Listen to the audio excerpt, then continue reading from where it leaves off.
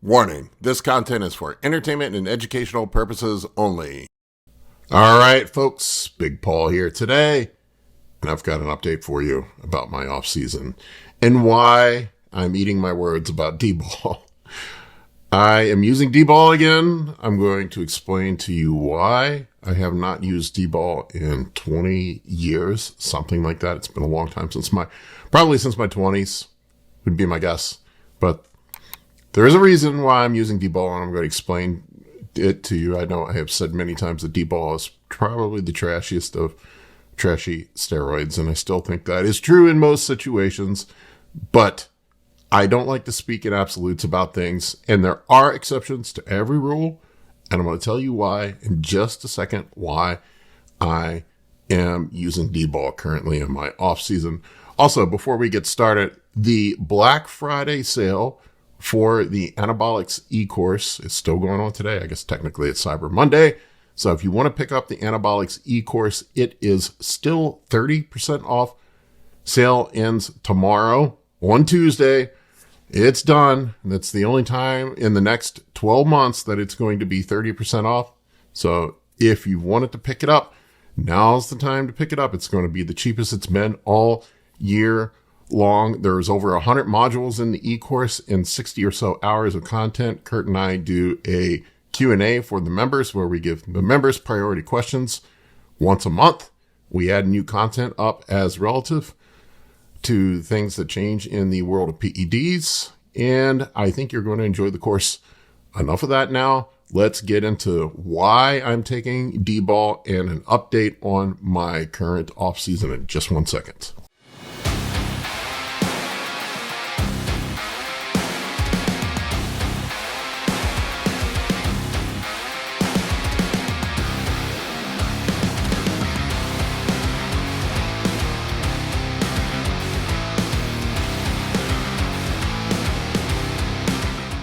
All right, I have not done a formal update on my progress since my pro card winning show. Since, I guess it was July 18th, I think. So it has been 4 months now. 16, 20 weeks, probably getting closer to 20 weeks post-show. Really hasn't been much to talk about. I took a big break after the show. I've been in the gym consistently. Give me 1 second. The DBOL will tie in here. So I know you're probably asking yourself right now, Paul, I thought you were going to talk about DBOL, but I've got to give you some context to where I'm at right now and how the DBOL fits in the equation, and I'll get to it in just a minute. But yeah, after my show, July 18th, I came off everything completely. And I have not done that in probably 7 or 8 years. I was off everything completely from age 32 until about 43, 42. I don't remember exactly. And then I kind of just went back on TRT. I had no aspirations of getting back into bodybuilding. And then the bug bit me again. I was, I guess, a gym bro bodybuilder in my 20s and early 30s. More of a power builder, I guess. I got pretty big, but I never took it seriously. I never really competed at a serious level or did anything serious. It was more of just a gym bro bodybuilder. But anyway, I've been on nonstop, blasting and cruising, sometimes TRT, sometimes up in really high doses. I ran, I think, 3 grams total on my contest prep this year, which is the most I've ever run by far. I have a video up recently where I talked about my pro card winning cycles over the last 2 years if you want to check it out and see exactly what I have done. But after my show, I came off completely. I went 6 weeks or so completely off of everything. And you know how the esters are. Stuff was still probably present in my system up until then, but I started really feeling like dog shit about 6 weeks post-show. And I went and got my blood work done. My test levels were pretty low at that point, and my estrogen, to my surprise, generally post-show, you're going to have an estrogen rebound. And when I had my blood panels done, I found out that my estradiol was still in the single digits, which surprised me that it would still be that low. I've always had issues with high estradiol conversion. I've always been a high converter of estrogen. Now, I stayed pretty lean post-show.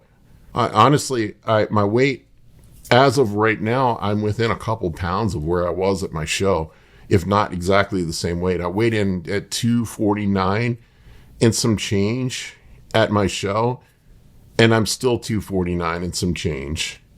Now, body composition's not the same, that's for sure, but I'm still within, a few pounds of probably stage weight. It wouldn't take me long to get back in shape. But anyway, I was surprised that my estrogen was so low. So I threw some tests back in. I think I was running 300 or 400 milligrams. Bodybuilding TRT. I know that's not true TRT, but above what a normal person would take. And I went back 9 units of growth hormone. And I tested again in another 6 weeks. Still crashed. Still completely crashed. So then I started my proper off-season cycle. I started off, I believe, at 900 milligrams of test and 600 milligrams of EQ. I tried something different this fall. I went outside of my formula of Test Primo or Test and Masteron and went with something a little bit different. The reason why I chose Equipoise is because I struggle with my diet. I have a hard time with my appetite. I have a hard time eating all the food. I'm probably the only person that comes out of a show and loses weight or eats less. I just get tired of eating. I get tired of eating 6 times a day, and I'll go back to eating like 3 or 4 times a day. And some of those meals just being whatever the fuck I want to eat. Now, most of the time, my food is pretty clean. I post my food up on Instagram. You go see what I eat. But I squeeze some McDonald's in here and there. I'll go out to dinner here and there. I'm not living like a monk like I do on contest prep. Once I'm locked in, and I'm locked in for a show, I don't deviate. Everything is 120%. I stay locked in. I don't deviate. And to be honest with you, the last 4 years, when I've been seriously competing, I've treated my off seasons like a contest prep. I had a good 4 solid years or so of where I didn't deviate from anything, really. Like, I was 95% in the off season. On contest prep, I'm 100%. Every grain of rice gets weighed. So back to the whole cycle thing.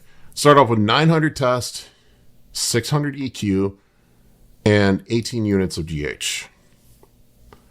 My joints felt terrible. My joints have been just achy and creaky since my show. My muscles have been achy and creaky since the show. I just have not had a rebound. I have not felt, my joints just have not felt good.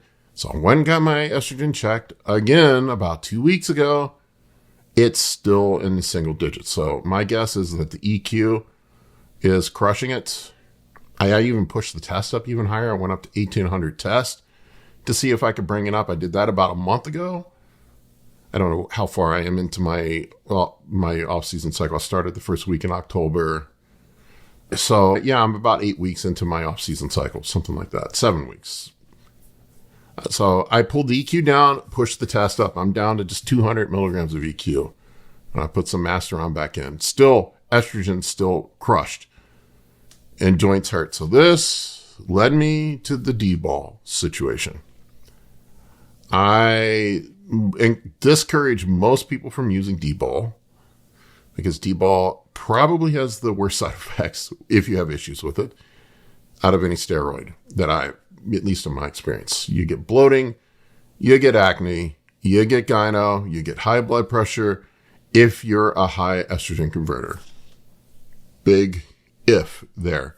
If you're a low estrogen converter, which is exceptionally rare, I would say something like 1 in 20 people I encounter have below normal estradiol levels without an aromatase inhibitor.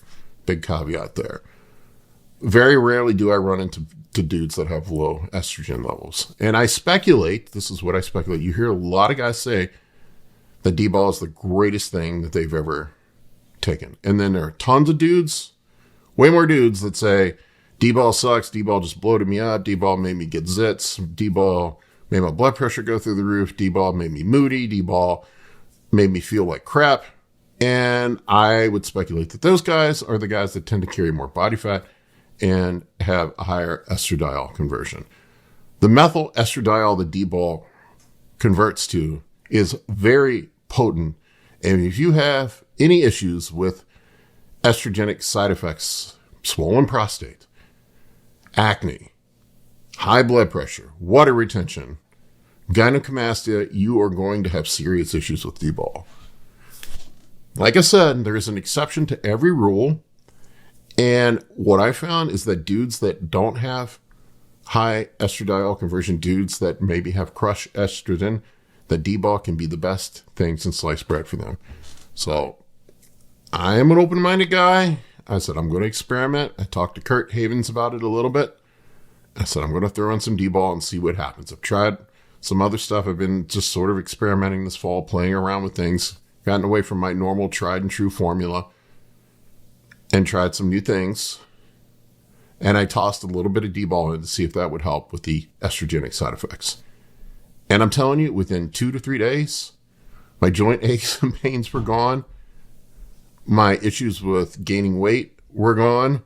My issues with being able to push myself in the gym are gone. I felt immediately better. And this is just on a low dose of DBOL. I'm running 25 milligrams a day, nothing crazy.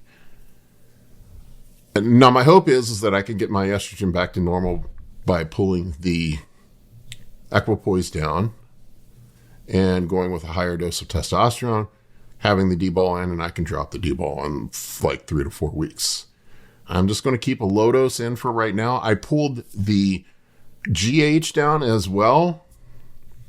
I was running 18 units of generic GH, and my joints were screaming. I don't know if it was the low estradiol, the mannitol, maybe it was the mannitol in the GH drying me out. I had really just stiff and achy muscles and stiff and achy joints. I think it was a combination of both the generic GH with the mannitol and the low estrogen that caused my problems. So I put Pharma GH back in. I'm just running 9 units of Pharma GH right now. I pulled the generic GH out for the time being. 9 units of Pharma GH. Put the DBOL in, 1,800 milligrams of test, and I pulled that EQ down to almost nothing, 200 milligrams. I may even just take it out completely at this point. I couldn't get my estrogen back up as is. I think the EQ nuked it even further. And part of me is wondering if I should just stuck with my normal formula of test in Primo. I seem to have responded well to that.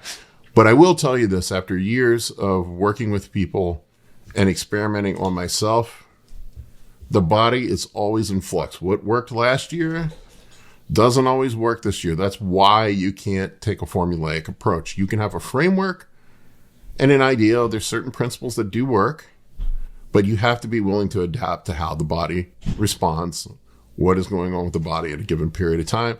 And right now, my body was not responding to what I was doing. It was way too dry. I had way too low estrogen. My estrogen felt awful on crushed estrogen. I know people hear me talk about keeping estrogen in range. That doesn't mean to absolutely nuke the estrogen. That means to keep it in a range where you feel your best. And for me in the off season, that's somewhere towards the top end of the normal levels or maybe slightly above. Now, I can tell you when your estrogen gets up as high as an ovulating female, you don't feel good there either. You get impotence. You have all sorts of other issues going on, bloating, water retention, high blood pressure. There's a bunch of other issues that happen. That's not a good feeling either. So that is less than ideal too, going with super high estrogen towards the end of your off season. I know some dudes talk about there's a benefit to it and that it might cause more hypertrophy. I don't give a fuck. I need my dick to work. If your dick doesn't work, it doesn't matter how much your gains are. I need to not cry at the commercials with puppies in them. I need to not have blood pressure that's 150 over 100.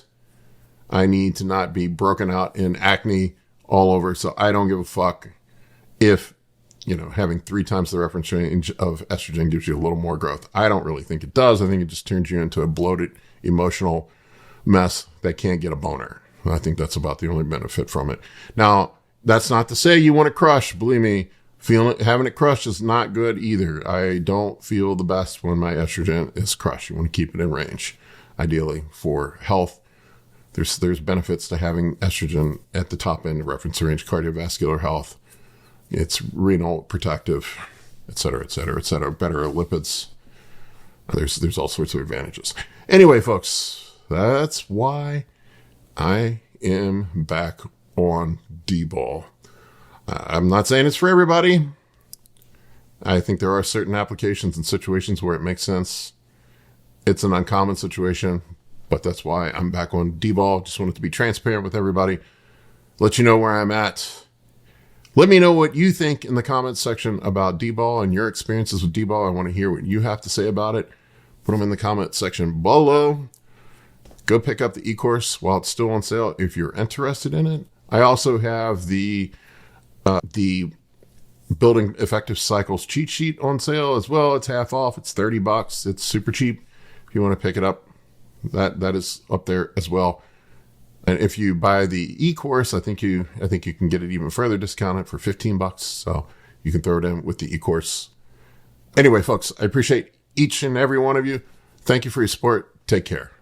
For coaching or consultations, head over to www.anabolicbodybuilding.com to book your spot today. I can help you with optimizing hormones, fat loss, muscle gain, physique, athletic performance, nutrition, and health. For more information, shoot me an email at bigp3rd@gmail.com.